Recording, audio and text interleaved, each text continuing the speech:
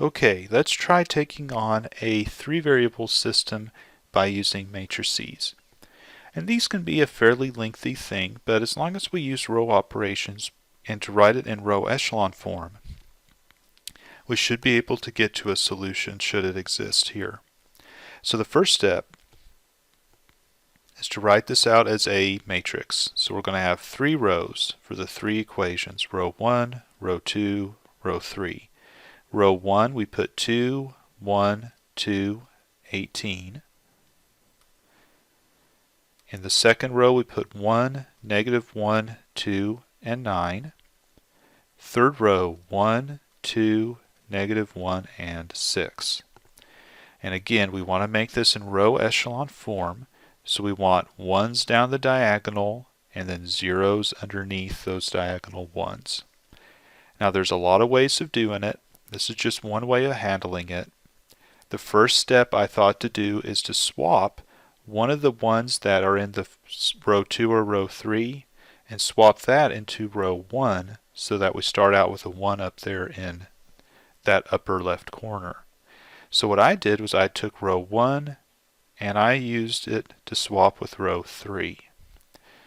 Okay, so that gives us the first thing we'd like to see to get to row echelon form.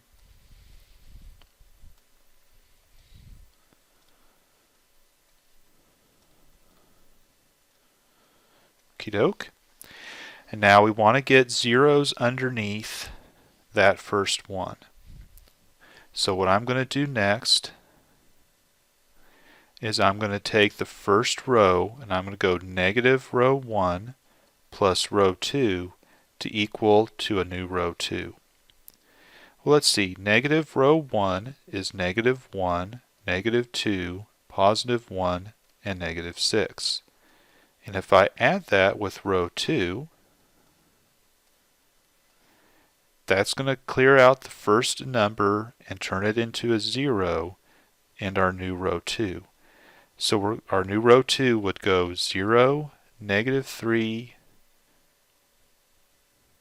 3, and 3.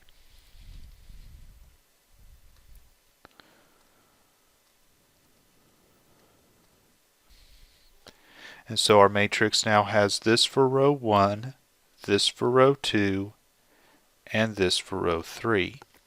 We want to take row 3 and get a 0 in the very first entry. The way I'm going to do that with row operations is to take negative 2, row 1, plus row 3 to give me a new row 3. So negative 2 times row 1 would be equal to negative 2, negative 4, 2, and negative 12. And I add that with row 3.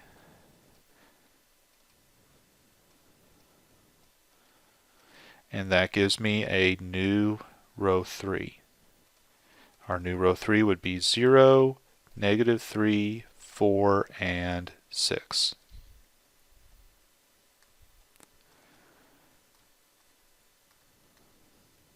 So we take the last matrix. Again, we're just going to write out the number for row 1. Row 2 is the same. Now row 3 goes with those new numbers here. Okay, so we're getting close, but what we want to do next is get a 1 right here in the middle as we try to build up our diagonal ones. So the next step in the process is just to take that negative 3 and turn it into a 1. The easiest way to do that with row operations is to multiply by negative 1/3 times row 2 to get us a new row 2. So to write out what that looks like, we take negative 1/3, we multiply the numbers in row 2 by that negative 1/3. It's like dividing by negative 3. So it change it to be 0, positive 1, negative 1, and negative 1 in our new row 2.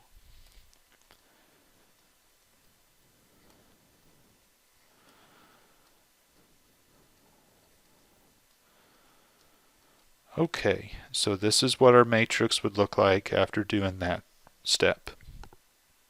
So we're almost done. I just need to take this negative 3 and turn it into a 0, and then get my diagonal 1s here as well. So the way I'm going to turn that negative 3 into 0 is I'm going to take 3 row 2 plus row 3 to equal to a new row 3.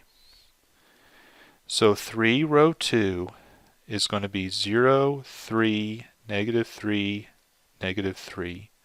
And when I add that with row 3, that's what's going to cause that number to turn into 0 when we're done. We'll get 0, 0, 1, and 3.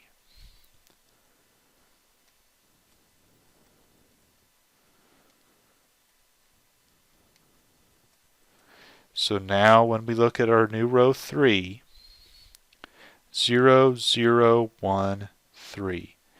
And now we have row echelon form. It's diagonal zeros, and we have 1s that go underneath there. So now we've finished with doing the row operations. We're going to write this back out as a set of equations.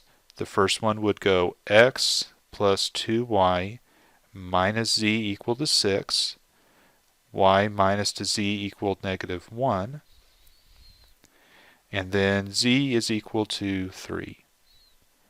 So by doing what we did, we solved for z. We can substitute that into the second equation to solve for y. So that would look like y minus 3 is equal to negative 1. So y is equal to 2. And then we can substitute both those in to solve for x. So if we plug them into the first equation, x plus 2 times 2 minus 3 equal to 6. X plus 1 is equal to 6, and so x is equal to 5. So now we've produced our full solution here. It goes 5, 2, 3.